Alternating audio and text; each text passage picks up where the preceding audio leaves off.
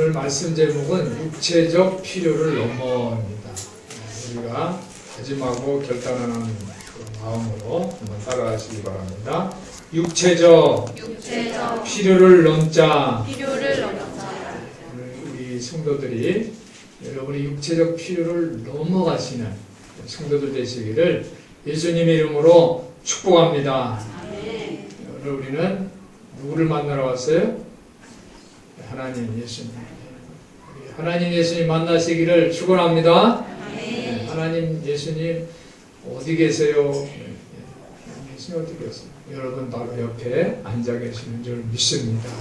영의 눈이 열리고 마음을 활짝 열어서 하나님 만나시기를 축복합니다.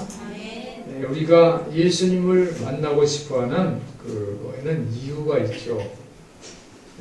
우리 박 목사님이 기도한 것처럼 우리가 행한 것은 없는데 죽을 수밖에 없는 죄인인데 예수님은 우리 죄를 예수님이 십자가 보혈로 깨끗하게 씻어주시고 우리를 구원해 주셨어요. 그래서 감사하기 위해서 우리는 예수님을 만나고자 하는 거예요. 여러분들 예수님을 향해서 감사하시는 감사자 되시기를 예수님의 이름으로 부탁을 드립니다. 그리고 또 우리가 예수님 만나는 이유는 예수님 감사해요 라고 감사의 고백도 하지만 그러나 또 우리가 필요한 게 있어요. 그죠? 여러 가지 육체적으로, 물질적으로, 정신적으로, 영적으로 필요한 것들이 많이 있어요. 그래서 예수님 이것 좀 해결해 주세요. 꼭 기도 제목을 갖고 나옵니다. 그래서 우리가 이러한 기도 제목을 가지고 어떤 분들은 보따리라고 그래요. 보따리. 그죠? 보따리. 여러 가지 문제의 보따리가 있어요. 그래서 교회도 안 나오고 새벽기도도 안 나오던 사람이 갑자기 새벽기도까지 나오면 목사님이 그냥 겁이 덜컥 난다는 거예요. 저 집사님이, 저 권사님이 무슨 문제가 있나 보다 생각이 돼서 걱정이 된다는 거예요. 보따리를 갖고 나왔기 때문에. 그래서 우리는 이것을 보따리라고 말을 하는데 그 보따리를, 무거운 보따리를 이제 그냥 어깨에다 메고서 또 머리에 입고서 교회를 가져옵니다. 그리고서 예수님 앞에 나와서 보따리 장사하는 거예요. 예수님 이 문제가 있어요. 이거 있어요. 이 문제 해결해 주세요. 건강하게 해주세요. 우리 자식 대학교에 입학하게 해주세요. 또 직장에 들어갈 수 있게 해주세요. 우리 집안에 이런 문제점 어려움이 있습니다. 이 문제 해결하게 주옵소서. 이렇게 보따리를 가지고 와서 예수님에게 다 그것을 해결해 달라고 해요. 어떤 사람은 그것을 응답받고 가는데 어떤 사람은 다 기도한 다음에 예배 다 끝이고 난 다음에 어떻게 그 보따리를 다시 쌓아가지고 그리고 다시 또 그 짊어지고 간다는 거예요. 오늘 이런 상황이 성경 내용에 나와 있습니다. 우리가 갖고 있는 보따리, 이 문제를 해결해 주는 사람을 이스라엘 백성들은 메시아라고 불렀어요. 메시아. 한번 따라해보세요. 메시아. 그래서 구약에는 그 메시아 모델이 있는데 그 모델이 바로 모세와 엘리야입니다. 모세는 출애굽을 통해서 이스라엘 백성들의 문제를 해결해 줬는데 무슨 문제를 해결해 줬냐면 이스라엘 백성들이 400년 이상을 노예 생활을 했어요. 노예 문제를 해결해 줬어요. 이거는 한 세대뿐이 아니라 조상 대대로 이어내오는 그 얽매여 있는 쓴뿌리입니다. 쓴뿌리. 이 문제를 모세가 해결해 주는데 출애굽을 하면서 바로하고 단도직입적으로 결단을 해서 이스라엘 백성들이 나오게 하기 위해서 애굽에 10가지 재앙을 일으키면서 출애굽을 시킵니다. 출애굽을 하는데 홍해 앞에 홍해가 앞에 가로막고 있어요. 뒤에는 애굽 군병들이 쫓아옵니다. 이제 노예로는 해방이 됐는데 애굽 군대가 이스라엘 백성을 죽이려고 하는 거예요. 죽음이 문제에 붙닥쳤어요. 그때 모세가 너희는 가만히 있어서 하나님 하시는 것을 보라면서 홍해를 향해서 지팡이를 가리킬 때 홍해가 양쪽으로 쫙 갈라졌어요. 할렐루야. 죽음의 문제를 해결해 줍니다. 모세가. 물이 벽처럼 쌓아올리고 그리고 바다를 육지처럼 이스라엘 백성들은 걸어갑니다. 광야에서는 또 어떤 문제가 있었어요? 광야에서는 먹을 게 없어요. 배가 고파요. 목이 말라요. 배고픔의 문제, 목마름의 문제를 모세가 해결해 주는데 무려 40년간을 해결해 줍니다. 40년 동안 만나를 먹이고 목마름의 문제를 해결해 주는 모세. 이러한 지도자. 이러한 사람이 바로 메시아다. 이스라엘 백성들은 믿은 거예요. 엘리야는 또 어떤 지도자입니까? 엘리야는 악한 임금 아합과 이스라엘 왕비의 그 폭정 가운데서 영적인 고통을 당합니다. 그죠? 이방 선지자들 850명, 갈멜산에서 우상 숭배를 하는 850명과 하나님을 사람 엘리야가 영적으로 대결을 하죠. 그들이 하늘에서 불이 내리지 않고 하늘에서 비가 내리지 않는 그러한 상황이 있을 때에 엘리야는 어떻게 해요? 이 제단에다가 물을 가득 붓는데 엘리야가 하나님 앞에 기도하니까 하늘에서 불이 떨어져서 제단에 있는 물을 다 핥아버립니다. 영적 전쟁에서 이기게 하고 또 가뭄이 된 하늘에 어떻게 해요? 기도하니까 하늘에서 비가 내렸어요. 할렐루야. 이러한 지도자를 이스라엘 백성들은 그 모델로 삼고 있어요. 그런데 오늘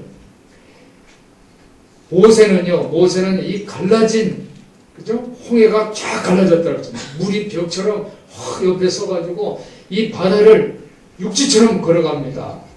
그런데 오늘 예수님께서 모세는 갈라진 물을 통해서 육지처럼 바다를 걸어갔는데 예수님은 물 위를 걸어가시는 거예요. 물이 갈라지는 게 아니라 예수님은 물 위를 걸어가세요. 물 위를. 오늘 우리가 25절부터 읽었는데 그 전절 16절부터 21절에 보면은 예수님이 물 위를 걸어가시는 거예요. 그러니까는 사람들이 이 모습을 보면서 모세의 복음과는 어쩌면 모세보다 더 훌륭한 메시아가 우리 앞에 있구나 이렇게 생각을 한 거예요. 그래서 25절에 보니까 바다 건너편에서 만나 랍비여 어느 때 여기 오셨나이까 하고 랍비를 찾아다녔던 거예요. 이 랍비 예수님이 바로 우리의 메시아다. 모세와 같은 지도자고 엘리야 같은 지도자다. 수지망했다 하면서 예수님을 쫓아다닌 거예요. 바로 어제 예수님은 5,000명의 군종들이 배가 고파가지고 쩔쩔 굶어가지고 하루 종일 배가 굶었는데 예수님이 어떤 기적을 행합니까? 오병이어의 기적을 행해서 급식을 제공했어요. 먹을 것을 제공했어요. 이스라엘 백성들은 여러 가지 생각하는 거예요. 모세는 광야에서 만나와 메추라기를 줬는데 예수님은 이 광야 들판에서 오병이어의 기적을 일으키면서 우리에게 먹을 것 주시는구나. 점점 예수님을 향해서 관심이 높아가고 있습니다. 그런데 26절에 보니까 예수님께서 그들에게 이렇게 말씀을 하십니다. 예수께서 대답해 가로되 내가 진실로 진실로 너에게 이르니 너희가 나를 찾는 것은 표적을 본 까닭이 아니라 뭐예요? 떡을 먹고 배부른가. 너 먹을 문제 때문에 나한테 먹을 문제를 해결하기 위해서 나를 찾은 것이다. 이렇게 말씀을 하십니다. 이 군중들은 예수님을 만나서 지금 무슨 문제를 해결하려고 그래요? 이 보따리 갖고 있는 자기 보따리, 물질적인 거, 그리고 육체적인 거, 이런 문제를 해결하고 싶어 하는 거예요. 그런데 오늘 예수님은 뭐라고 말씀하세요? 아까 우리가 말씀드린 것처럼, 함께 우리가 결단한 것처럼 육체적 필요를 얻자라는 거예요. 육체적 필요를. 27절에 보니까 썩는 양식을 위하여 일하지 말고 영생하도록 있는 양식을 위하여 하라. 이게 썩는 양식이 아니라, 그죠? 우리가 밥을 먹잖아요. 음식을 먹으면 뭐예요? 그 음식이 계속 있습니까? 하루가 지나면 뭐로 나와요? 배설물로 나가는 거예요. 썩어버리는 거예요. 없어지는 거예요. 이 썩는다는 게 그냥 이게 소용이 없는 그런 것만 생각하면 안 돼요. 우리가 옛날에도 음식 먹으면 삭혀서 먹잖아요. 삭힌 거 다 썩는 과정에 발효되고 부패되는 거예요. 예수님은 그렇게 먹으면 없어지고 부패되고 그런 것을 위해서 일하지 말고 어떻게 해요? 영생. 영생하도록 있는 양식. 한번 따라해 보실까요? 영생하도록 있는 양식. 예, 영원히 살게 하는, 없어지지 않는 양식을 위해서 일을 하라라고 말씀해 주십니다. 군중들이 이렇게 묻습니다. 28절에 저희가 묻되 우리가 어떻게 하여야 하나님의 일을 하오리까? 예수님이 지금 너희는 썩는 양식을 위해서 일하지 말고 영생하도록 있는, 없어지지 않는 양식을 위해서 일을 하라, 이렇게 예수님 말씀하시니까 그 말을 잘 받아들이는 것 같아요. 무슨 말이에요? 하고 이해할 수 없어요 라고 하는 것이 아니라 질문을 합니다. 어떻게 하여야 하나님의 일을 합니까? 라고 질문을 합니다. 근데 예수님은 그 질문에서 결정을 발견을 합니다. 뭐라고 말씀하시냐면 29절에 예수께서 대답하여 가라사대 하나님이 보내신 이 자를 믿는 것이 하나님의 일입니다. 하나님이 보내신 자를 믿는 것이, 그들은 하나님의 일을 생각했는데 예수님은 하나님이 보내신 자를 믿는 것이 하나님의 일이라는 거예요. 그러니까 하나님의 일을 하는 것과 하나님께서 보내신 자를 믿는 것이 같은 내용이라는 거예요. 같은 내용. 군중들은 하나님의 일을 하는 것이 바로 예수님을 믿는 것과 같다라는 것을 이해하지 못해요. 즉 군중들은 하나님의 일은 자기 갖고 있는 보따리에 해결해 주는 것을 하나님이라고 생각하는 거예요. 자기 신체적인 일, 물질적인 일, 이런 걸 채워주는 것이 바로 하나님의 일이지, 하나님이 보내신 자를 믿는 것이 하나님이라는 것은 미처 생각하지 못하는 거예요. 그러면서 30절에 또 묻습니다. 그러면 우리로 보고 당신을 믿게 하시는 표적이 뭡니까? 하시는 일이 뭡니까? 이렇게 질문을 합니다. 즉 뭐냐면 어제 급식 문제를 해결해 줬고 오늘 또 바다 위를 무리를 걸어오셨는데 이게 잠깐 일어나는 것이 아니라 모세처럼 40년 동안 계속 해줄 수 있습니까? 라는 그거예요.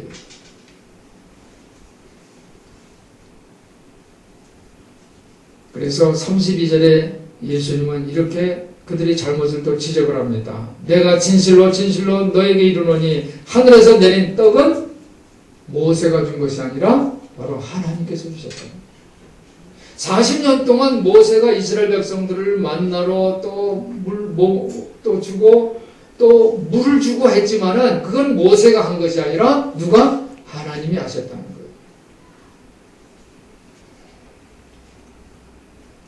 실제로 모세는 백성들이 배고프다고 원망을 했죠. 원망을 하니까 또 하나님 앞에 기도해서 하늘에서 만나가 줬어요. 목마르다고 하니까 실제로 모세가 하도 원망 불평을 하니까 하나님은 뭐라고 했어요? 반석을 향해서 지팡이를 가지고 반석을 향해서 가리켜라 그랬어요. 모세가 어떻게 합니까? 반석을 팍 치잖아요. 그죠? 반석을 쳤어요. 반석을 가지고 반석을 향해서 지팡이를 딱 가리키면 거기서 물이 나오면 이거 모세가 한 거예요? 하나님이 역사한 거죠. 근데 지팡이 가지고 반석을 쳤잖아요. 이건 모세가 한 것처럼 보였다는 거예요. 그것 때문에 모세는 약속의 땅을 들어가지 못합니다. 예수님은 이 모세가 한 것이 아니라 하나님이 하신 거다라는 거예요. 하나님이. 이것이 예수님의 설명입니다. 하나님이 주셨다. 한번 따라해 보시기 바랍니다. 하나님이 주셨습니다. 믿습니까? 어떤 유능한 목사님, 영역 있는 목사님이 기도해서 나온 게 아니라 하나님이 해주신 거예요. 우리는 도구로만 사용하는 거예요. 제가 지금 설교하지만 제가 하는 것이냐? 하나님이 제 몸을 사용하시는 거예요. 제 성대와 목소리를 사용하시는 거예요. 믿습니까? 여러분들 하나님이 하시는 것을, 하나님의 일을 만나시기를 주님의 이름으로 축원합니다. 예수님의 이 정체성은 모세나 엘리야의 정체성은 전혀 달라요. 하나님이 친히 보내셨어요. 독생자예요. 성육신이에요. 하나님이신데 인간의 몸을 입으신 거예요. 오직 예수님만 하나님을 나의 아버지라고 부르실 수 있는 분입니다. 하나님이 이 공급하시는 이 빵은 어떤 기간 동안, 특정한 기간, 40년, 예를 들어서 몇 년 동안 특정한 기간 동안 일부 사람들이 생명을 위해서 하시는 것이 아니라는 거예요. 예수님의 그 목적은 온 인류에게 세상에 생명을 주시는 것을 믿으시기를 바랍니다. 이 생명은 영원한 생명이에요. 예수님은 자기 자신을 뭐라고 말씀하시냐면 나는 생명이 빵이다. 생명이 떡이다. 라고 말씀을 하십니다. 나를 믿는 자는 생명의 빵을 먹을 수 있다. 나에게로 오는 자는 생명의 빵을 먹을 수 있다. 나를 믿는다. 나에게 온다라는 건 무슨 의미예요? 예수님과의 관계예요. 여러분이 예수님과 관계가 잘 이루어지면 소통이 되면 생명의 빵을 먹을 수가 있어요. 여러분 목마르지 않고 배고프지 않을 수가 있어요. 여러분의 보따리 모든 문제를 해결할 수가 있어요. 2000년 동안 예수님의 이름을 듣고 예수님과 소통하는 예수님과 관계하는 크리스천들은 이 말씀을 이해할 수가 있어요. 그런데 예수님과 관계가 없는 사람은 이 말씀을 이해할 수가 없는 거예요. 오늘 본문은 아니지만 요한복음 6장 52절에 보면 유대인들이 이 말을 듣고 서로 다투어서 뭐라고 얘기하냐면은 아니 이 사람이 어떻게 자기 살을 우리에게 먹을 수 있게 할까? 나는 생명의 빵이다 떡이다 라고 하니까 아니 어떻게 자기 살을 우리한테 먹일 수가 있어? 이해가 안 되니까 그렇게 생각을 하는 거예요.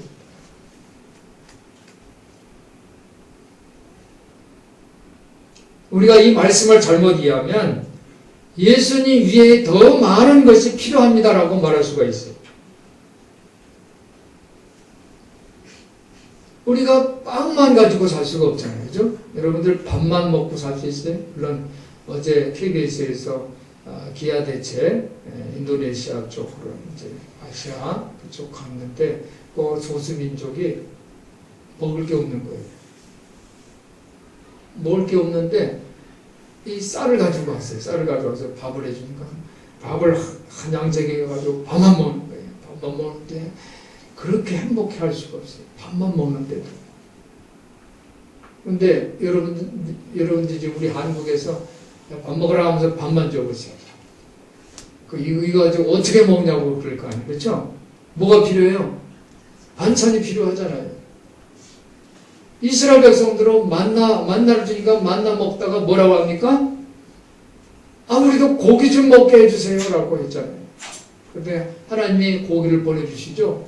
고기를 보내주는데 그냥 고기가 이빨에 끼도록 먹게 해주셨어요. 아침에는 만나를 주시고 저녁에는 고기를 매일 먹습니다. 그런데 하나님은 이 백성을 뭐라고 말합니까? 원망하는 백성들이라고 이렇게 부르세요. 그러니까 우리가 신앙생활하면서 나는 예수님만 있으면 돼. 물론 이렇게 고백을 하지만은 실질적으로는 그렇지 않다는 거예요. 여러분들 한번 솔직하게 대답해 보세요. 여러분 예수님만 있으면 다른 건 다 필요 없다고 생각하세요? 나 예수님만 있으면 다 필요 없어요. 말할 수 있어요? 쉽지 않은 문제죠. 그죠? 여러분 각자 지금 바로 답변하지 말고 지금 심사숙고해서 묵상하고 또 묵상한 다음에 그 질문에 대답해 보시기 바랍니다. 여러분 사춘기나 청년기 때에는 관심이 뭐예요? 이성이 굉장히 흥미로워요.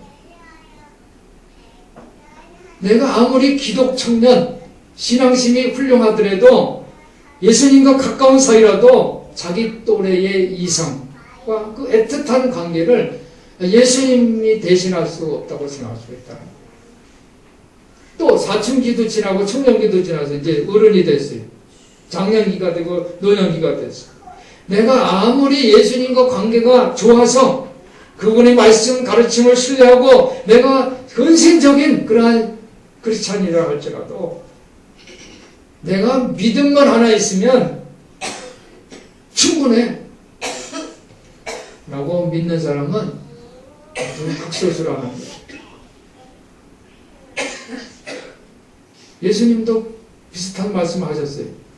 사람이 빵으로만 살 수 없다 라고 말씀하셨어요. 예수님은 그러면서 그 뒤에 뭐라고 말씀하셨어요? 하나님 입에서 나오는 말씀으로 살 수 있다. 그런 말씀하셨죠. 그래서 이 문제, 어떻게 보면 예수님이 우리 빵의 의미를 우리가 잘못 이해해서 영적인 삶을 어떻게 보면 혼란스럽게 하는 그런 문제를 열어놓으신 것 같아요. 어떨 때는 예수님은 나는 생수다. 내가 주는 물을 먹는 자는 그 배에서 생수의 강물이 넘쳐날 것이다. 그런 말씀도 하시고, 제자들에게는 빵을 주면서 이것은 내 살이다.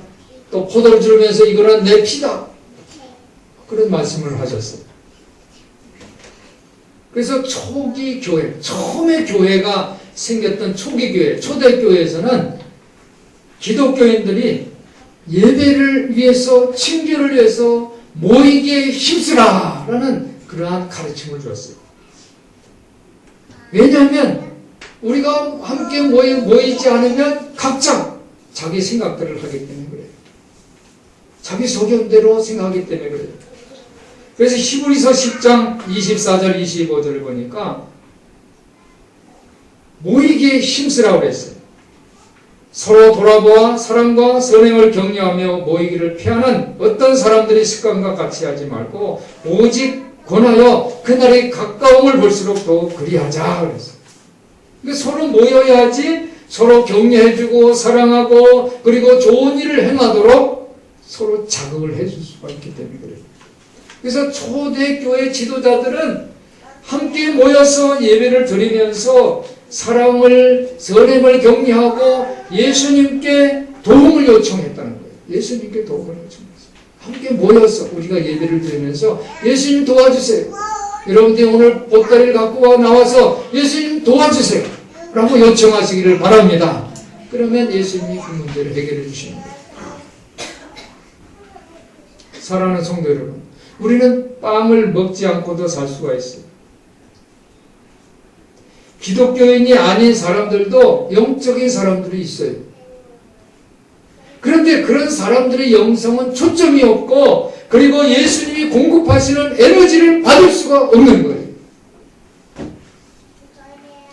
오늘 예수님은 나는 생명이 빵이다 라고 말씀하시는 그것은 우리가 가장 기초적이고 인간적인 그 갈망 모든 문제, 보따리가 바로 예수 안에서만 해결된다는 그런 문제예요. 우리는 한 사람이 기독교인이 되기 위해서 예수님이 절대로 필요합니다. 그런데 예수님 없이도 기독교인이 되려는 사람들이 주변에 너무너무 많다는 거예요. 오늘 먹는 얘기했는데 어떤 사람은 먹습니다. 먹는데 어떻게 먹냐면 칼로리가 높은 것을 먹어요. 칼로리가 엄청 하루 칼로리 이상을 먹어요. 그래 영양가는 낮고 또 맛이 있는 그런 음식을 먹어요. 잘못 먹는 거죠. 그렇죠? 인스턴트 식품들. 칼로리는 높아요. 영양가는 없어요. 맛은 있어. 그런 음식을 계속 먹는 거예요. 과식을 해요. 어떻게 보면 겉으로는 많이 먹는 것 같아요. 그렇지만 실질적으로는 몸에 필요한 영양분을 공급받지 못하는 거예요. 마찬가지, 영적 삶도 마찬가지입니다. 신앙 고백은 해요. 신앙 고백은 해요. 신앙 고백을 하는데 기도하지 않고 성경 읽기, 성경도 안 읽고 또 의도적으로 이 선한 행동도 하지 않고 교회와 궁핍한 사람들이 필요를 채우지도 않고 성찬식 참여도 않고 즉 예수님을 통해서 공급하시는 생명 유지의 그 에너지를 받아들이지 않는 그리고 다른 데 관심이 있는 그런 과식하는 그런 사람들이 많이 있다는 것. 오늘 하나님은 우리에게 생명의 빵 예수로부터 영양분을 섭취할 수 있도록 다양한 통로를 우리에게 주시는 것을 믿으시기를 바랍니다. 그래서 우리는 매일 먹는 음식에 대해서 감사해야 돼요. 오늘 예수님은 이 매일 먹는 그 음식이 바로 뭐냐면 하나님을 아는 거라는 거예요. 하나님을 보내신 일을 믿는 거라는 거예요. 이것이 하나님이 일을 하는 거라고 예수님 우리에게 가르쳐 주십니다. 사랑하는 성도 여러분, 어떻게 생각하면 예수님은 우리에게 필요한 모든 것이 되지 않을 수가 있어요. 그렇지만 그렇죠? 우리가 매일 일용할 양식 밥을 먹는데 가끔 우리는 뭐를 원해요? 뭐 뷔페도 먹고 싶고 특별식도 먹고 싶잖아요. 회도 먹고 싶고 중국 음식도 먹고 싶고 일식 여러 가지 먹고 싶잖아요. 그런데 그런 특별한 것보다 우리의 생명 유지에 필요한 것은 뭐냐? 매일 먹는 일용할 양식이란 말이에요. 매일 우리가 나가서 사 먹는다고 생각해 보세요. 매일 사 먹으면 돈도 많이 들지만요, 여러분 건강에 문제가 생깁니다. 집에서 우리가 매일 일용할 양식을 찾아서 먹는 것이 우리 건강에 굉장히 훌륭한 음식인 것을 기억하시기를 바랍니다. 오늘 예수님께서 나는 생명이 빵이다 라는 그런 말씀은 바로 그 말씀이에요. 우리가 예수 없이 적당히 살아갈 수 있다는 그런 생활 습관이 길들여진다면 그 사람은 치명적인 영양실조가 걸린다는 거예요. 생명의 빵이신 예수님을 통해서 하나님이 베푸시는 영적 축복들을 받아들이시는 복된 성도들 되시기를 주님의 이름으로 축복해 드립니다. 기도하겠습니다. 하나님 아버지 감사합니다. 우리 하나님의 회중, 오늘 예배를 드리는 우리 예배자 전체가 육체적 필요를 넘어 영적인 영양분을 공급받는 모두가 되게 하여 주시옵소서. 오늘 예수님 만나서 우리가 예수님에게 감사하고 또 물질적 영적인 것들 다 공급받을 수 있도록 역사하여 주시옵소서. 우리 주 예수 그리스도 이름으로 기도하옵나이다. 아멘.